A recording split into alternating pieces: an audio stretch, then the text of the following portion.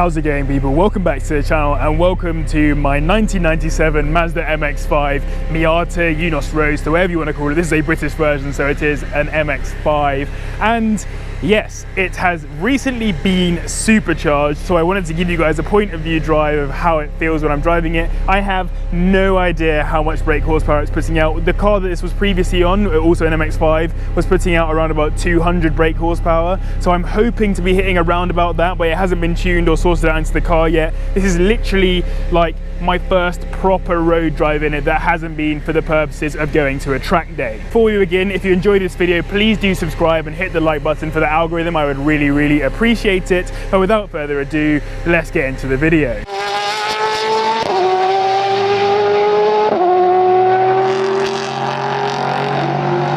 So yes, let's do a quick walk around of the car. So it is in British Racing Green, as you're probably aware if you've been following the channel for some time. I've got these OZ Racing Ultra Leggera wheels in bronze, which I think are really sick and they're super lightweight. And I've also got these TheGeordieTiger lug nuts on too, which are slightly lighter weight. On the front, I've got yellow stuff brake pads, which is super helpful. Under the bonnet we'll go into in a second, and obviously we always love those headlights on the old MX-5s, which obviously I'm a massive fan of, and the key reason why you own one of these cars. I've got the hard top roof on at the moment, which is actually quite heavy, like way heavier than you expect it to be, but I much prefer how the car looks, particularly when it on its silhouette with that hard top roof on, and it's good for days like this where the weather has decided to forsake me. I've also got the IL Motorsports exhaust on there, which we can have a look at how it sounds if we give it a little blip. By the way, the car is warm, so don't harass me.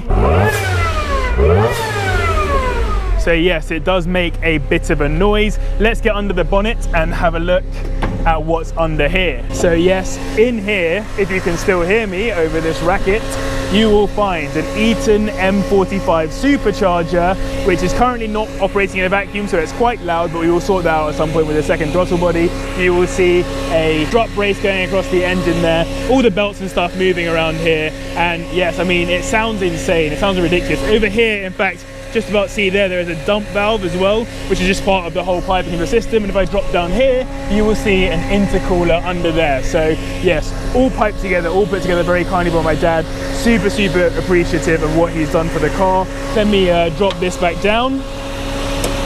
And I think that we can probably go for a little drive. Oh, and by the way, on the interior, in case you hadn't already been made aware, in here we have the TR Lane roll bar or roll cage, whatever you want to call it, the Sparco Sprint vinyl bucket seats of the Sparco Sprint Skies, Motormech 4-point harnesses, and this ridiculous, what is it from? I don't even know. Likewise shifter that my friend bought me for my birthday, and I think I might powder coat at some point to be a different colour because it's a bit brash inside the car. Jumping in then, it is actually surprisingly comfortable. I was worried that by putting bucket seats in this, I'd be utterly ruining the experience of driving it, because it is quite a comfortable little sports car beforehand, but in fact it's done quite the opposite, if I'm perfectly honest. It's made the car that little bit nicer, or that you get better feel, I suppose, the best way of describing a car with bucket seats. You feel like you're planted, and particularly on track, that can become very useful. So I say, let's take this thing for a little drive and get out of this this Euro Car Parts, by the way, not sponsored, this Euro Car Parts parking lot. So at low revs, I would say the one key issue with having a supercharger as loud as this one, the Eaton M45 in this, really makes a bit of a noise, is that it annoys your girlfriend and other people around. Everyone listens and hears it, and like everyone looks. Like, you'll probably spot in this video that anyone who's on the pavement or whatever will probably clock the car moving, because or they'll hear it coming first, because the supercharger whine is particularly notable in this car. Now we can decrease that by putting a second throttle body on, and we have that sitting at home to go onto the car at some point, but it requires a bit of plumbing and whatever to get into place. I mentioned that IL Motorsports exhaust. We also have an IL Motorsports manifold leading down to it, which is really nice. It basically increases the air inflow by about 15%, so slightly more brake horsepower out of it, but also more importantly, obviously, because performance isn't very important, it's all about sound, it really gives a bit more depth to the sound, beforehand, I think the car was a bit raspy, and by putting that on and mixing it with the R Motorsports exhaust, it has completely changed the way that the car sounds. It's just made it that bit more real. It doesn't feel like you've just got a boy racer car and thrown an exhaust on it. It actually genuinely feels kind of like it's supposed to sound like that. Now, I may not have chosen the best time of day for this because it's just after 6, so potentially getting some rush hour traffic, but I'm hoping that we can still send it in a couple of little places. So that's the problem, the spack just slides in the wet. Woo! We're not going to speed, we're just going to the speed limit.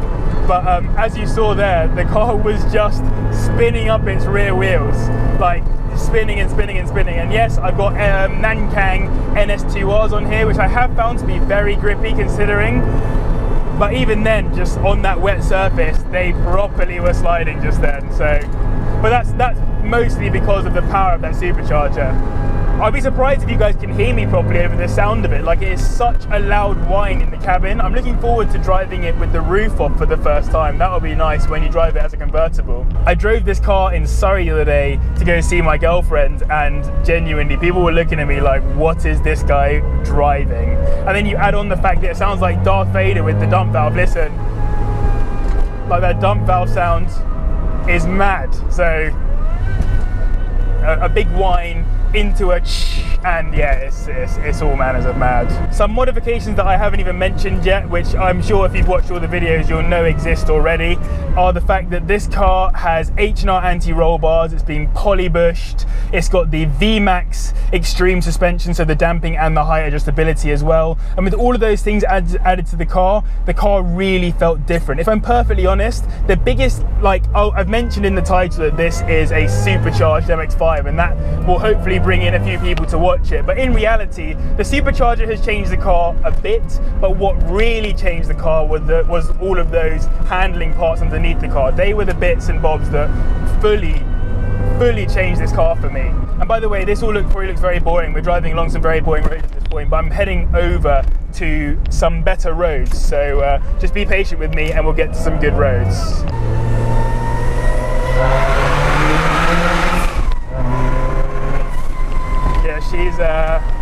She's quite loud, and she gets pops and bangs as well, as you can probably just about hear out the window there. And that's not because it's mapped to have pops and bangs. Yeah, since replumbing all of that bit for the Supercharger, the pops and bangs have really started to appear, which is quite mad. So why did I decide to supercharge my MX-5 rather than turbocharge it or keep it naturally aspirated? To be perfectly honest, this car is really nice to drive naturally aspirated. It does the job, and yeah, I really enjoyed driving it like that. And because of that, I decided that supercharging was the best route in terms of trying to get a linear delivery of power. The Supercharger sort of keeps that. Obviously, it gives it to you at the expense of quite a shrill whine, but at the same time, it just keeps the fundamental characteristics of the car. I don't feel like I'm driving anything particularly different. It's still my small, slightly underpowered sports car that is way too old and everyone owns one and they're boring content on YouTube at this point. But I didn't buy this car really just for the content. I bought it much more for turning into what I've turned it into, a track day car that I can also drive on the roads.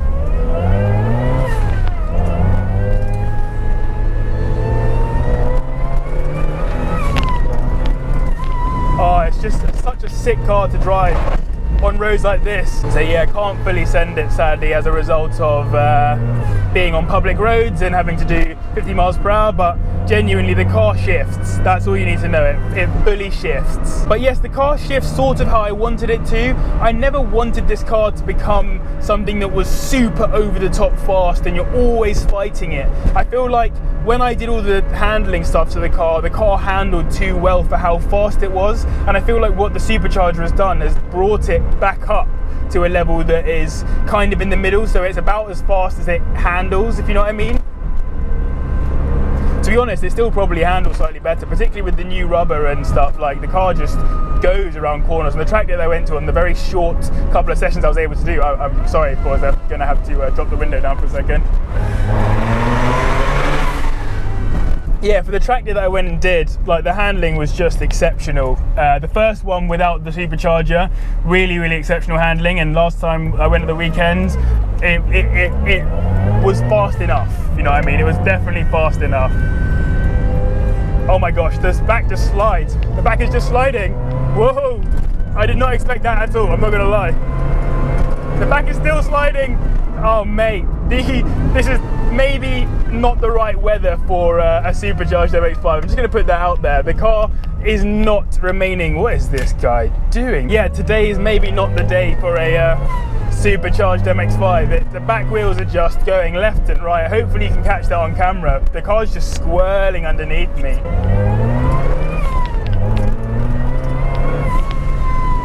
Yeah, man. I'm so glad I supercharged this thing, man. It is mad. Massive thank you to my dad for all the time and effort that he spent on this. So,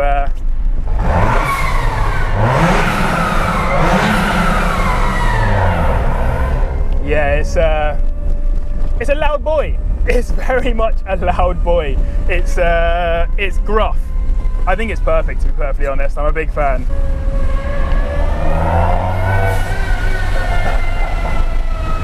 Hear those pops and bangs, boys. I like that it doesn't have pops and bangs like a ridiculous car. It has pops and bangs like a car that's been built, I suppose. Like, we have genuinely built this car to be fast, but not ridiculously fast. And I think it pops and bangs as such. It doesn't have a ridiculous amount of over poppage and bangage. It just does the job. So far, the car has been a good formula in terms of what we put together. I am happy with the build thus far. We've still got further to go. There are some interior parts I want to do. I want to get the whole exterior repainted because it's like 50 shades of green right now.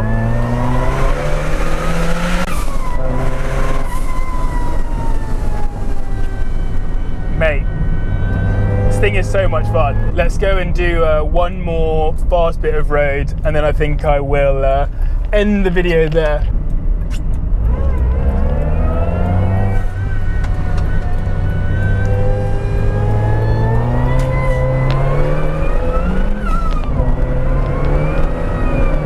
Speaking of, again, like, I just wanted to get to 70 there, and the back of the car just was going. It was just going left and right, like it was nothing.